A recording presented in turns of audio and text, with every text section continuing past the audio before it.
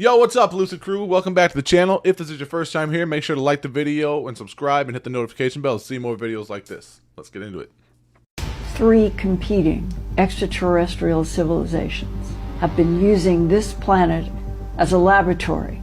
What I've been told by a Defense Intelligence Agency analyst in December of 1999, and he said, my job was to monitor and analyze the conflicting competition of 3 extraterrestrial biological civilizations in conflict with each other on and apparently over something about this planet for genetic manipulation for at least 270 million years.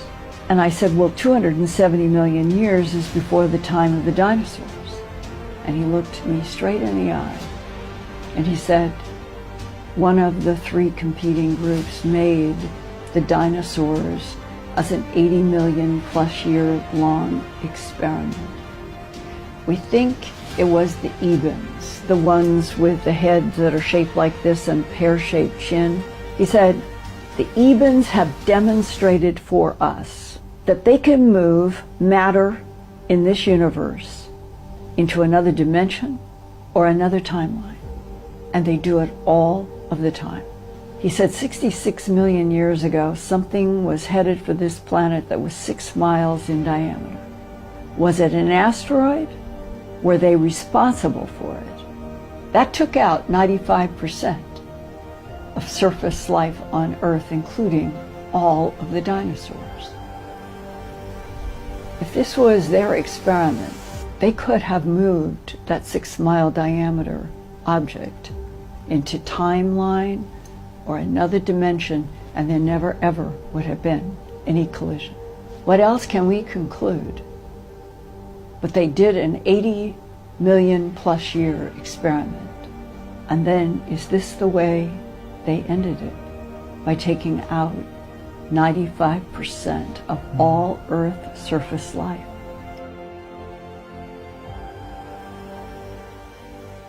I mean, it wouldn't surprise me. I mean, God did it in the Old Testament, right? He's like, here, let's just swipe out and start over. You know, you guys can't act right. There have been multiple world-ending events, right? Like, that have just wiped out all the life on Earth. I think like 7 of them that we know of. And that would be crazy if it was just like alien beings, like experimenting on an entire planet. Like, we're just a big laboratory. And they're just like, oh, I don't like the way this looks. Or I don't like the way these people are behaving. Or, you know, they're not evolving as rapidly as we would have liked them to. Let's just wipe them out and start over. So just hurl a big rock at us.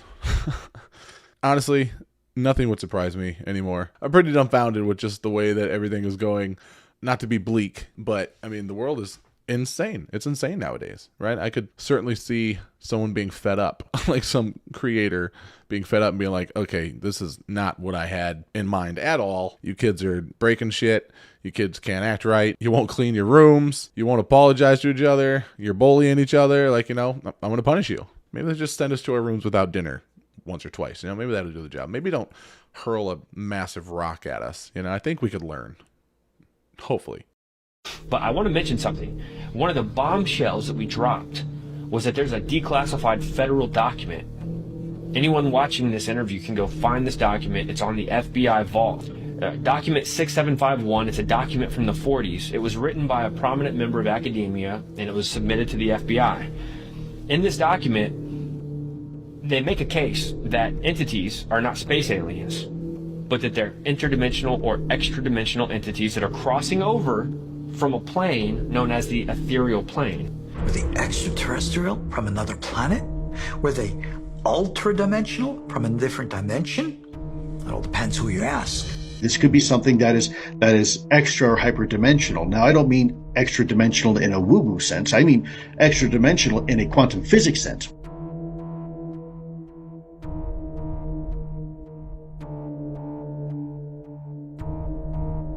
Demons kind of like follow you around. And in the Jewish Talmud, it says there's so many demons compared to humans that an average man on a regular day might have 30,000 of them on his left sleeve. That's what it says. Like crazy to think about. That's what the Jews believed. So they follow you around kind of like caseworkers. I'm not talking about possession or oppression. It'd take about 30 minutes to explain that. Basically, they're just like assigned to your life, like caseworkers. Is the way I think of it and the way I explain it. They follow you around and they look for grievances. He didn't put his left signal on. He's disrespecting the law of the land. And they write up a little fictitious lawsuit, take it to the court of heaven and see if they can get it passed. The court's like, no, this is frivolous. And they just keep writing these like legal cases against you until they get something to stick. Until Jesus is like, yeah, that is something they need. You're right. Okay, I'll prove that one. They show up to your life with a warrant to destroy your life, and you've given it to them through your actions. And it's signed by Jesus. And so you're like, in Jesus' name, leave it. They're like, bruh, Jesus is the one that signed that. Yikes. You know what I mean? Yeah. And so you've got to repent change your mind, right? I guess I could maybe see that being something in the Old Testament. God was supposedly, a lot more strict back then. I just know that like nowadays, like modern day Christianity, they go off the New Testament, correct? So I wouldn't really see that aligning with what's being taught, I guess. But big guy upstairs created everything, right, for a reason. So, the negative, you can't have the good without the bad, can't have the bad without the good. Maybe it's just created to help us appreciate the good stuff. Because, I mean, if there was no bad stuff that happened, you wouldn't be able to appreciate the good stuff. You wouldn't continually work to progress and better situation and experience. I don't think that demons are being assigned to me. I think that everything is just a effect of something I did or didn't do, a decision I made or a decision I didn't make. And those are just the repercussions of my actions. If I had to make it make sense, that's what I would do, just for helping us with personal growth and accountability, and basically enlightening us on the path we should take in life to be better people and help the people around us and experience everything positive that this wonderful world and life have to offer. I'm going to suggest to you that the legends of the ancient Greeks embody the truth of what really happened in the past, that there were these strange creatures generating hybrids that the Greek called Titans. And we see Zeus in many forms. We see Atlas and Hercules. Atlas and Hercules from Greek mythology were what would be called in the Hebrew Nephilim, offspring of an intermarriage between a god and a woman. And so now these legends we obviously see in the Sumer culture, in Assyria, in Egypt. I'll show you a few things. In the Incas, the Mayan, the Epic of Gilgamesh, in the Persian mythology, and certainly in the Greek mythology, which most of us as products of Western civilization are familiar with. Also in India, Bolivia, South Sea Islands. Every one of these cultures, and the American Indians, every one of these cultures have legends of the star people. These people that came, these gods or demigods, whatever, came and cohabited with women and produced hybrids. The latter days, in part, will be distinguishable because of the rise of powers that have been suppressed or repressed over the years, but in the latter days those powers will emerge once again. And one of our favorite verses has to do with some of the words of Jesus in Matthew 24, starting in verse 36, but of that day and hour knoweth no man, no, not the angels of heaven, but my Father only. But as the days of Noah were, so shall also the coming of the Son of Man be. And what he's saying here is the days of Noah will be sort of transplanted into the latter day era. And you and I both believe we're seeing that right now. What are they keeping from us? And why are all the streets in these pictures made of dirt? I mean, you spend all this time building beautiful architecture just to have horrible dirt roads? Nah, they didn't build these cities. These were inherited by different peoples, and then they were cleared out. This brings us to the next step in the reset process, which was the trafficking of orphans into new reset cities. Parents would give up rights to children for multiple months so that the asylum would prevent them from learning bad habits.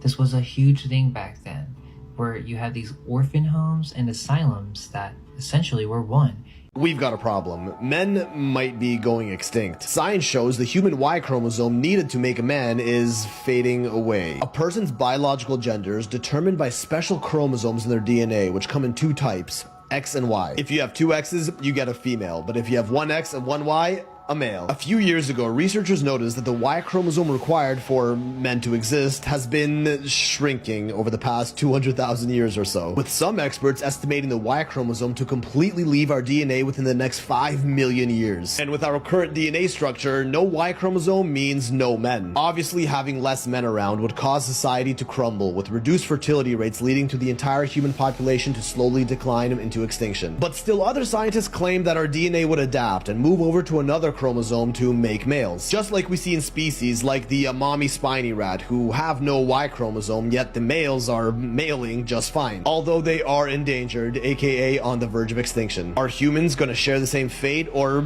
does our DNA have a trick up its sleeve? Guess we'll find out in about 5 million years. I mean, if that's happening naturally, it's certainly being expedited by all the water and the plastics and everything in our food and in the air and everything that's basically dropping our testosterone levels. I guess like men's testosterone levels have dropped like 50% in the past like 60 years or something like that. Like it's insane because of like our diets and the fact that our water filtration systems can't filter out all the chemicals like through birth control and things like that. So the same things that Alex Jones says are, you know, making the frogs making the frog gay. I mean, the same things affecting us, right? Sweet, man. Who run the world? Girls. Who run the world? Girls. Listen, Looney Tunes is actually real. The entire show was a cover-up for a classified project where scientists experimented with genetic modification and animal intelligence. It was called Project Toontown. The idea was simple but insane. Engineer animals with human-like intelligence and abilities that could be used for covert operations, espionage, and even sabotage. They experimented with advanced gene editing technology and neural enhancement using various animals like rabbits, ducks, and birds. Over time, these animals began to develop human-like intelligence, learning to speak, reason, and in some cases exhibit psychopathic tendencies. That's how Bugs Bunny came to be. He wasn't just a cartoon character, he was one of the first successful subjects of Project Toontown. He not only gained the ability to speak, but also to outsmart the scientists who created him. Bugs became dangerously intelligent, constantly outwitting the staff, breaking out of his containment facility. Not to mention also outsmarting Elmer Fudd and Yosemite Sam. Oh, that wascal, you wabbit. Oh, man. Sorry, I saw the picture of the geese and just pictured like a goose, like a Howard the Duck, just walking into a government facility and defusing a bomb or something. The first thing I saw in my head, and just everyone just like being okay with it. It's like, oh, no problem. It's just a goose. It's like, what the hell's a goose doing in this facility? I don't know. I used to think Alex Jones was an insane person, and he clearly he is in his own right, in his own ways. You know, he's a crazy person. He gets so much stuff right. You know, he called so much stuff, and clearly he gets some things wrong, obviously. You know, I mean, but you'd be a little crazy too if your whole day surrounded this, right? Your whole day surrounded not only just seeing what's happening behind closed doors, but also trying to tell people and no one believing you. I feel like that's like the craziest part of it. Like this channel's fun and games, you know, like we watch these videos and we, you know, teeter on the line of things being true, things not being true. And we talk about them and talk about shared knowledge, like stuff that I've heard about these topics, but you know, it's nothing like that. It's not nearly as deep as the whole Alex Jones thing, where he's like researching and going super deep and trying to unlock stuff and uncover secrets and expose people. Like, I'm not doing that. This is just fun for me. I like learning this stuff. I like hanging out with you guys. But even just watching these videos for the past year, like I've rethought so many different topics.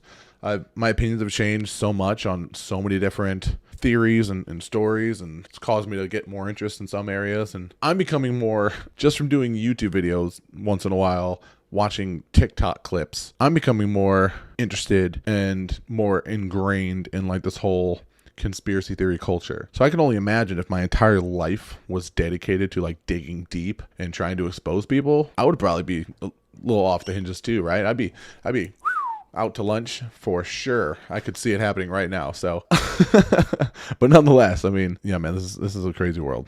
Heard about the aliens that contacted us in 1981, trying to tell us how to stop reincarnating as humans over and over and over again? You're foolish.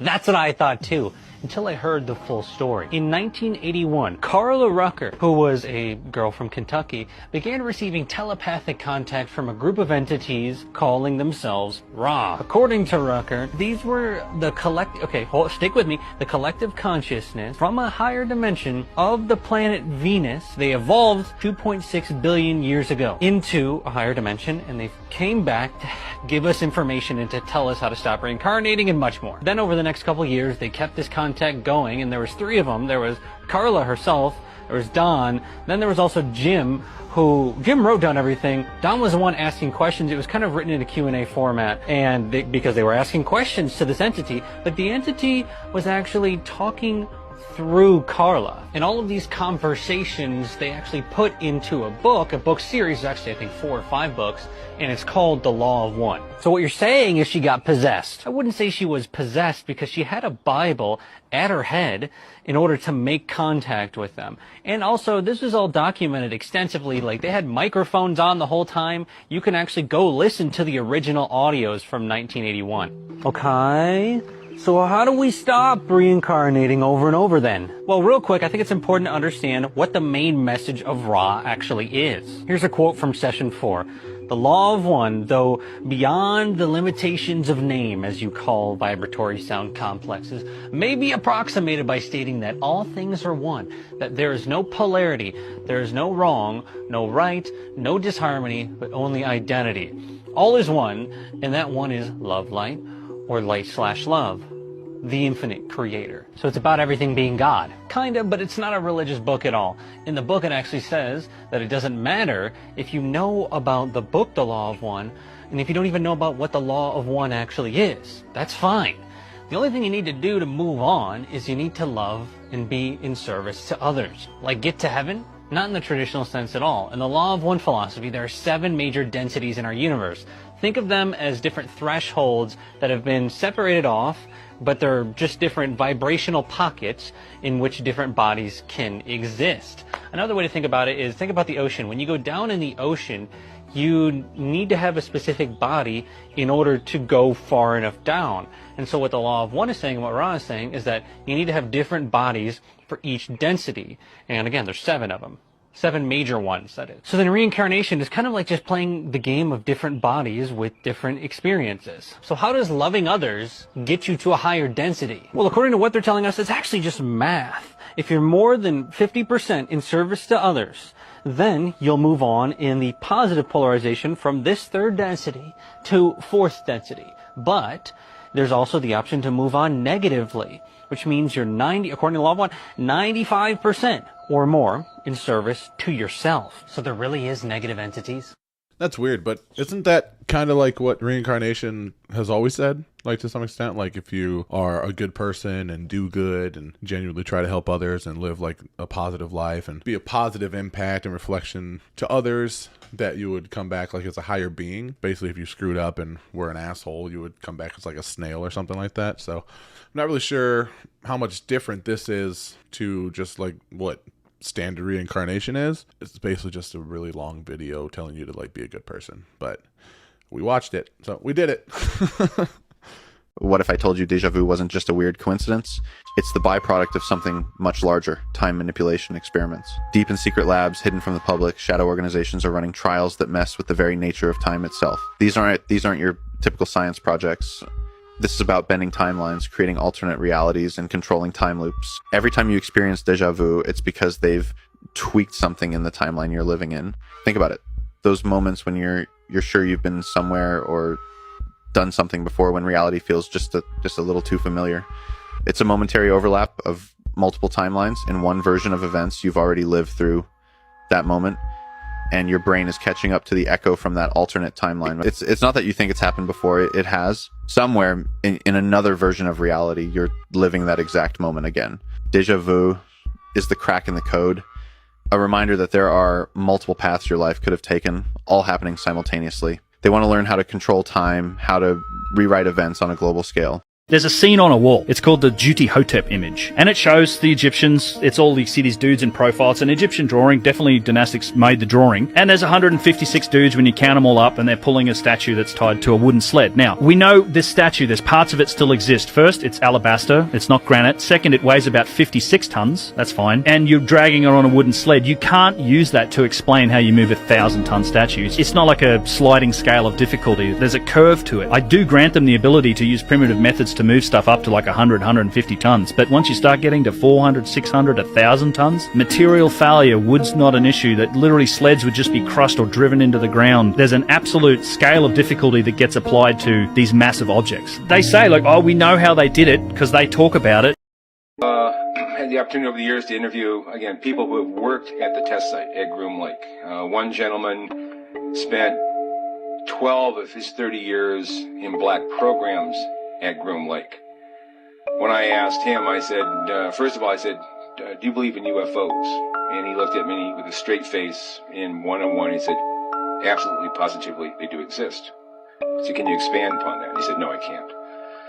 About a year later, we were talking about, again, activities at Groom Lake. And I asked him, I said, you know, can you really tell me what's happening out there? And he said, well, there's a lot of things that are going on there that I won't be able to tell you until the year 2025. But we have things in the Nevada desert that would make George Lucas envious. Now, I wonder why 2025? If that's true, is it because the Freedom of Information Act would then make it available to be shared publicly? Obviously, to an extent. They're never going to share everything. Or is it something a little more nerve-wracking? Like maybe we'll just see it by then, and they won't have to explain anything to us because it'll just be out in the open, which is a more terrifying thought, if you ask me. They hide the real answer to this question from us. How is it possible that people who used horses and carriages built gigantic and intricate buildings like these? Were they supposedly only using hammers, saws, manuals, and basic tools? Does that seem logical to you? Look at these grand structures and ask yourself how they could achieve all this with such primitive methods. It makes you question whether our historical timeline is accurate or completely fabricated to hide something. And it gets even more terrifying. What if the dates of these buildings are wrong? Imagine if that number 1 wasn't a 1 at all. Our history could be off by 1,000 years. This leads us to wonder, who could have built these intricate structures? Have you ever heard of Tartaria? Tartaria was a colossal empire that was conveniently left out of mainstream history. But real history can never be fully erased, as many references can be found in old maps and documents. Tartaria was a highly advanced civilization, with technology and knowledge far beyond what we can imagine. Did you know that Lucifer is not the only prince of hell? And the most shocking thing is that Lucifer is not the worst of them all. The Lesser Key of Solomon is a medieval grimoire on demonology that contains descriptions of the 7 princes of hell. All of them are considered the rulers of hell and are the leaders of hundreds of legions of demons. Mammon is one of the 7 princes of hell and is the personification of greed, wealth, abundance, and injustice. He is considered a fallen angel who represents the greedy pursuit of wealth and power. Mammon seduces people into committing immoral acts to obtain money. Mammon is also a term used to refer to money and material wealth. It is used in the Gospel of Luke and the Gospel of Matthew, where Jesus says you cannot serve both God and mammon at the same time. But what makes Mammon the worst of all is that his nature is more carnal, so he can take any form, and he enjoys roaming the earth in search of lost souls. If one day a person or animal close to you starts acting strangely, you should be very careful. What if I told you there are cities on private islands stuck in other time periods, where the 1950s, 60s, 70s, and 80s never ended? It all started decades ago as a social experiment funded by billionaires and governments to create isolated micro-societies locked into specific time periods where citizens would be kept completely in the dark about any technological or cultural advancements beyond their assigned decade. There's an island where everything is still 1950s, Americana, the cars, the music, the fashion. Citizens there have never heard of the internet. Space travel is still a distant dream, and television is a luxury with only a few channels. Just across the ocean, you'd find another island locked in the psychedelic 60s, in the midst of the hippie movement, where everyone's wearing tie-dye shirts, completely unaware that the world outside has moved on. That would be insane. Maybe that's what's actually happening in Antarctica. I mean, if there's anything going on up there, maybe it's like these kinds of tests, these kinds of experiments, right? But then again, you would think like if it was kind of like a Truman Show type thing, it would be a lot harder with an entire civilization to like keep them from like getting on a boat, like wanting to travel outside of that place, right? Like as humans, I mean, we want to explore, we want to learn. So it doesn't make much sense as far as like keeping that facade alive, right? If they were to see like an airplane fly overhead or something. And then again, like the 70s and 60s like aren't that long ago. So like there are people that are still alive today that were like alive in that time, right? Like my dad was in the Navy in the 70s. Like he was very aware of the world around him, right? So would they just be like birthing people now and kind of like raising them in that society?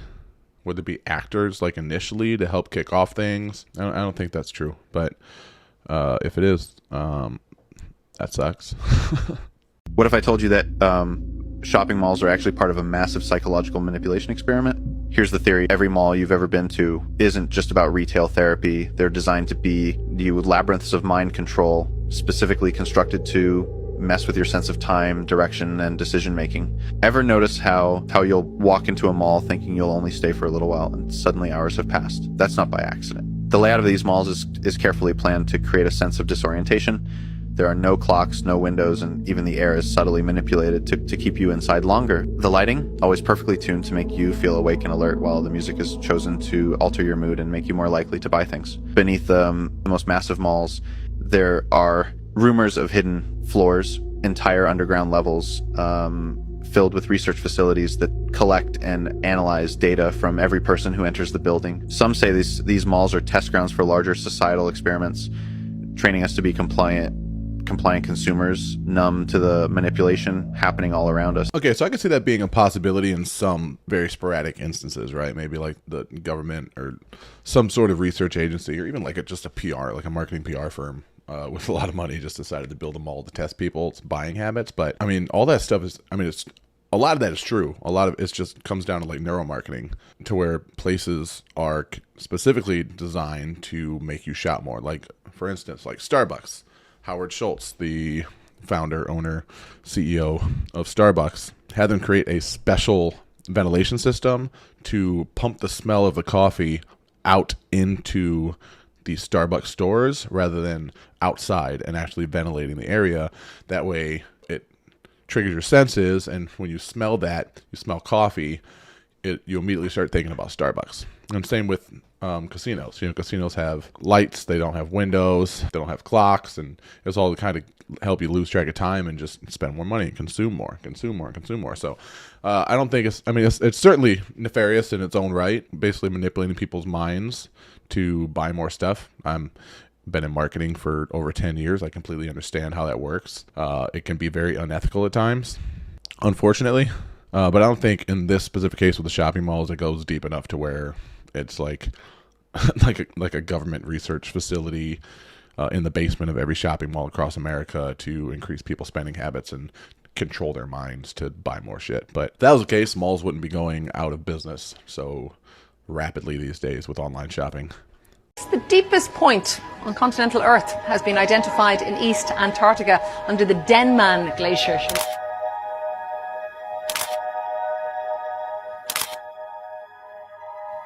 Deep beneath the icy surface of Antarctica, a groundbreaking discovery has been made, shattering our understanding of human history. After decades of speculation and searching, a secret human civilization from the inner Earth has finally been found, hidden away in the frozen continent's territories. This revelation is extraordinary, challenging our knowledge about the origins of humanity. Antarctica is this frozen continent of untold secrets and mysteries, which has long been a siren's call to explorers and scientists.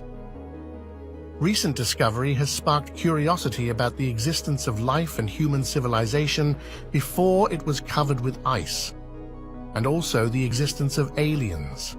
What exactly did they find in Antarctica, and what secrets has this ancient civilization been hiding for centuries? Join us in this video as we unveil the mystery of Antarctica. shocking secret human civilization discovered in Antarctica. For centuries, Antarctica has been shrouded in mystery, its icy surface hiding secrets that have long fascinated scientists and explorers. Recent discoveries have shed new light on the continent's past, hints of mysterious past inhabitants, all uncovered by the latest technology, revealing evidence of a secret human civilization that once existed in the inner Earth. There have also been rumors of secret bases built by the Nazis during the war. These include possible crash sites of unidentified flying objects. Deep beneath the frozen tundra, researchers have uncovered remnants of an ancient culture that predates modern human history. The findings are nothing short of astonishing, with artifacts and structures that hint at an advanced civilization, ancient communities buried under the ice. This groundbreaking discovery is revelation that forces us to re-examine our understanding of the world and our place within it. It is not something to be ignored.